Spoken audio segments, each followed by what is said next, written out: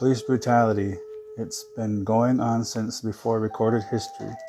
From the time one set of people thought they were better than another set of people, it's no mystery. And one set imposes their will onto another with force because they think they are in some way more superior than the next, will definitely cause the oppressed to lash out.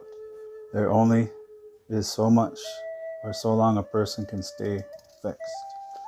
This form of domestic terrorism has been handed down throughout the generations by supremacist groups, anti-Semitism, racist groups, and charlatans for the sole purpose to obtain something they want that another has, whether it be property, money, land, resources, or in some cases to flex their might, to show power over as to say they are better because they come from a superior people, making their victims feel less than human.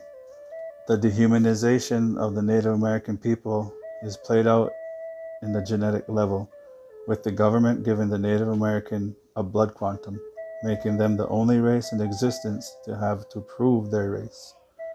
Like a dog or any domesticated animal, the Native American is looked at as less than human, like a thing to be breeded out for their lands, their resources, their homes, and to nullify the treaties the United States government entered into with them. The Native American people have had their fair share of oppression, subjected to the laws of the government, suffering from police brutality, lies, backstabbings, rape, murder, and germicidal war.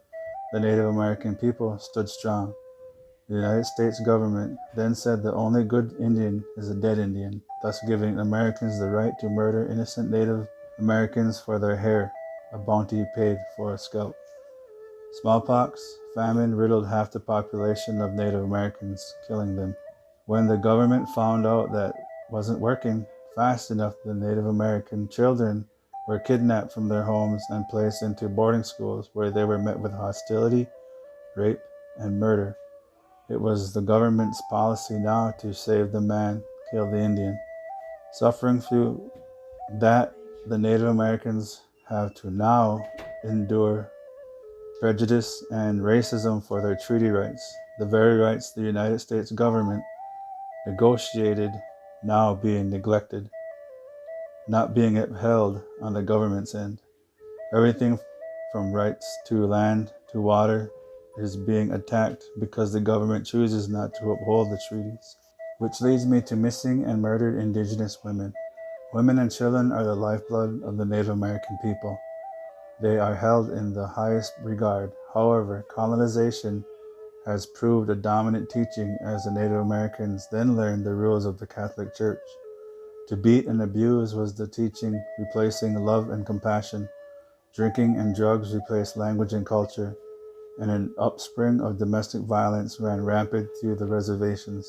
With the loss of identity came the most violent acts against Native women by men, and that violent behavior was handed down and throughout Native communities everywhere.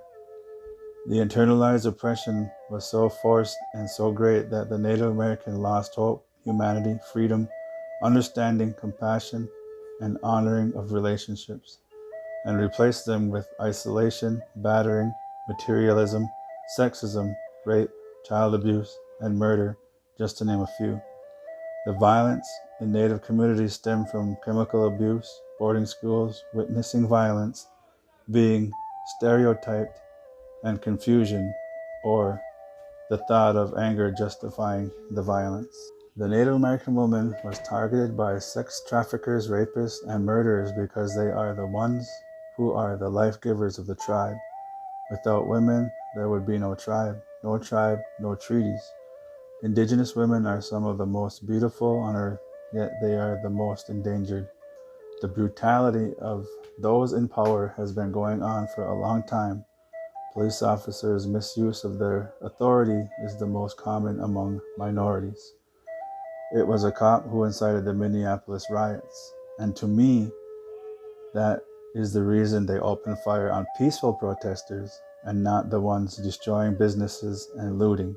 Are they afraid they might hit their own? It's those ones that want the government to intervene because the cities and states will be deemed incompetent to control their citizens. Big corporations will come in to rebuild and have the local contractors ass out. Ask yourself, why are the police letting the rioters and looters run rampant throughout the cities? And why are they shooting rubber bullets and tear gas at peaceful protesters? Is it because the police have contractors within the crowd whose sole purpose is to get the people to riot, to loot? Maybe the police could use a brand new 4K TV or some new shoes, clothing, etc.